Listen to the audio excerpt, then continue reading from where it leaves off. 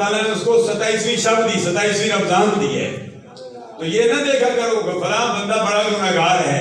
رب چاہے تو گناہگار کو بھی نواز دیتا ہے. رب چاہتا ہے تو گناہگار کو بھی نواز دیتا ہے آخر وقت جو ہے. اس لیے استغفار کرتے رہا کرو. کیا خبر کون کی سی نیکی اللہ کو پسند آ جائے، کون سی نیکی اللہ کو پسند آ جائے. ابھی میرے پاس موبائل ہے، کل ایک شخص نے میری طرف سے 2000 روپیہ بھیجا. مسجد کا کام جاری ہے استقبال رمضان کے لیے. ابھی رمضان نہیں آیا. حقانی صاحب یہ مسجد کے لیے ہے، محمد افضل صاحب ان کا نام ہے. استقبال رمضان کے لیے ابھی رمضان نہیں آیا، اس کی نیت ہے. تو اللہ تبارک و تعالیٰ یہ دیکھو، ہو سکتا ہے یہ نیکی اس کی بخشش کا ذریعہ بن جائے.